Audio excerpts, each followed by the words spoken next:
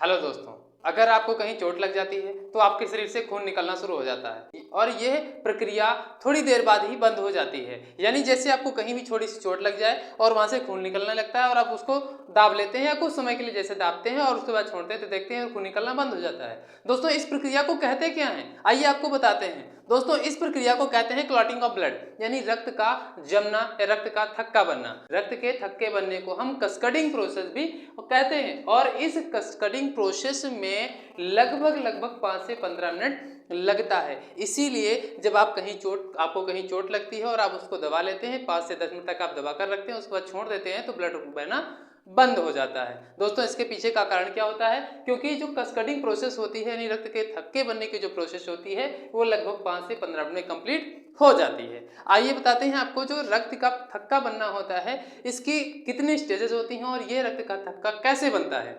दोस्तों, इसकी जो होती हैं 4 स्टेजेस होती हैं, यानी 4 अवस्थाएं होती हैं। दोस्तों, 4 अवस्थाओं में कौन कौन सी अवस्थाएं होती हैं ये हमने आपके सामने लिख दिया है। अब इसमें कौन कौन से फैक्टर काम करते हैं आइए आपको बताते हैं। दोस्तों, सबसे पहले जो फर्स्ट स्टेज होती है यानी जो पहली अवस्था होती है उसमें जैसे आपको कहीं चोट लगी तो वहाँ के जो टिश्यू होंगे, यहाँ के जो ऊतक होंगे वो डैमेज हो जाते हैं और वहाँ पर टिश्यू डैमेज होने के परिणाम स्वरूप खून निकलना शुरू होता है। और आपको पता है कि भाई खून के अंदर WBC, RBC और प्लेटलेट्स भी होते हैं और अब यहाँ पर जो मुख्य काम होता है वो हमारी प्लेटलेट्स का होता है, जिसको हम क्या कहते हैं, थ्रोम्बोसाइट कहते हैं। जब मैंने आपको ब्लड पढ़ाया था तो वहाँ पर बताया था ना कि जो थ्रोम्बोसाइट्स होता है उसको हम प्लेटलेट कहते हैं। तो यहाँ पर जो प्लेटलेट होती हैं यानी कि जो थ्रोम्बोसाइट्स होते हैं, जब टिश्यू डैमेज होगा तब वहाँ से थ्रोम्बोसाइट निकलना शुरू होंगे और यह थ्रोम्बोसाइट जो होते हैं जैसे ही हवा के संपर्क में आएंगे, ध्यान से सुनना, जैसे ही हवा के संपर्क में आएंगे होगा ये कि ये थ्रोम्बोसाइट किस में कन्वर्ट हो जाएंगे,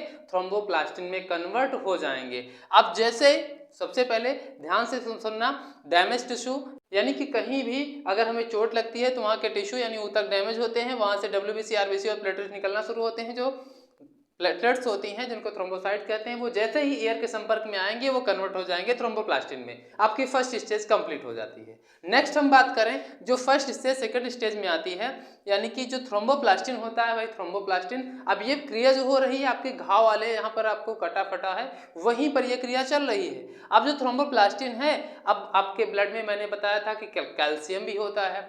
अब ये थ्रोम्बोप्लास्टिन कैल्शियम के संपर्क में जैसे आता है या कैल्शियम से जैसे मिलता है, फिर कैल्शियम से मिल करके फिर आगे ये चलता है कि चलो भाई और भी इसमें कुछ मिल रहा है या नहीं मिल रहा है, तो क्लॉटिंग फैक्टर्स में एक प्रोटीन पाई जाती है जिसको हम प्रोथ्रोम्बिन कहते हैं। ध्यान से सुनना, ये जो प्रोथ्रोम्बिन होती है हमारे ब्लड में पाई जाने वाली एक प्रोटीन होती है। अब ये प्रोटीन जो है ये सुषुप्तावस्था में लेटेंट फेज में पड़ी रहती है। तो ये थ्रोम्बोप्लास्टिन कैल्शियम के साथ मिल करके जाता है किसके पास, प्रोथ्रोम्बिन के पास, और ये प्रोथ्रोम्बिन को जगाता है कि भाई उठो उठो, हम कहीं हमारे शरीर में कहीं दुर्घटना हो गई, हमारा शरीर कहीं कट फट गया है तो उसको रोकना है, रक्त जो बह रहा है उसको रोकना है। तो प्रोथ्रोम्बिन जैसे उठता है, जैसे जागता है, वो थ्रोम्बिन में कन्वर्ट हो जाता है। ध्यान से सुनना, जैसे ही ये थ्रोम्बिन उठता है या जैसे ही एक्टिव होता है, किसके साथ मिलता है, थ्रोम्बोप्लास्टिन और कैल्शियम के साथ मिलकर के प्रोथ्रोम्बिन जो होता है वो थ्रोम्बिन में कन्वर्ट हो जाता है। अब थ्रोम्बिन में जैसे कन्वर्ट हुआ, आपका सेकंड स्टेज भी कंप्लीट हो गई। नेक्स्ट चलते हैं थर्ड स्टेज में, जो तीसरी अवस्था होती है थ्रोम्बिन। अब भाई थ्रोम्बिन में कन्वर्ट होने के बाद जो थ्रोम्बिन होता है वो अगली एक और प्रोटीन पाई जाती है ब्लड में जिसको हम फाइब्रिनोजेन कहते हैं। ये थ्रोम्बिन और आगे चल करके जैसे ही फाइब्रिनोजेन से मिलती है, फाइब्रिनोजेन को ये फाइब्रिन में कन्वर्ट कर देती है। ध्यान से सुनना, थ्रोम्बिन में कन्वर्ट हुई सेकंड स्टेज में, थर्ड स्टेज में पहुंचे, जो थ्रोम्बिन होती है वो फाइब्रिनोजेन से मिल करके फाइब्रिन में कन्वर्ट हो जाती है। अब फाइब्रिन में कन्वर्ट हो गई तो वहीं पर ये थर्ड जो स्टेज होती है वो कंप्लीट हो जाती है।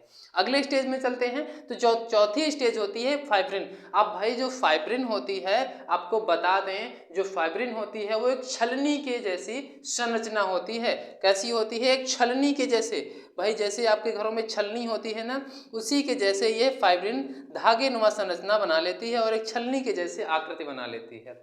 अब कहाँ बनती है ये जो आकृति होती है, ये बनती है जहाँ पर आपका कटा या फटा, जहाँ पर घाव हो गया है। अब ये जब घाव वाली रीजन पर क्या होते हैं, एक छलनी के जैसे एक आकृति बना लेती है, ऊपर से ऐसे आवरण बना लेती है।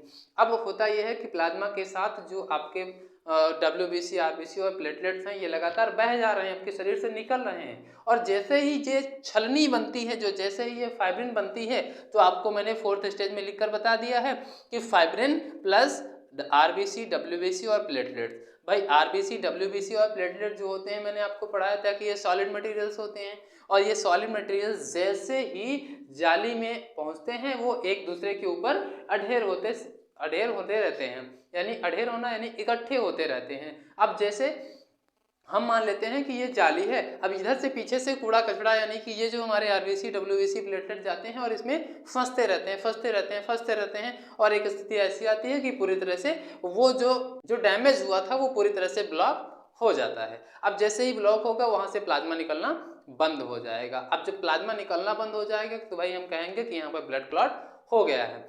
यह जो प्रोसेस होती है आपको दूसरे तरीके से समझाते हैं। जैसे नाली में पानी को बहाते हैं, तो जब पानी लगातार बहता जा रहा है और उसमें हम क्या ले जाते हैं, 4 डंडे लेकर जाकर के बीच में गाड़ देते हैं। जब हम 4 डंडों को बीच में गाड़ देंगे तो होगा ये कि जब नाली में से कुछ भी कूड़ा कचड़ा आएगा तो उन डंडों में वो फंसता चला जाएगा और एक स्थिति ऐसी आएगी कि पानी आगे की ओर जाना रुक जाएगा और वहीं पर इधर उधर बहना शुरू हो जाएगा। तो वैसे ही हमारे शरीर में जहाँ पर भी स्किन होती है, स्किन की जगह पर हमारी ये जो प्रोटीन होती है फाइब्रिन में कन्वर्ट हो जाती है, जालीनुमा आकृति बना लेती है, और जैसे ही जालीनुमा आकृति बनती है ये WBC, RBC और प्लेटलेट्स होते हैं उसमें जाकर फंस जाते हैं, और जब ये पीछे से जाकर फंस जाते हैं तब भाई वहाँ से प्लाज्मा जो बहता रहता है वो बंद हो जाता है।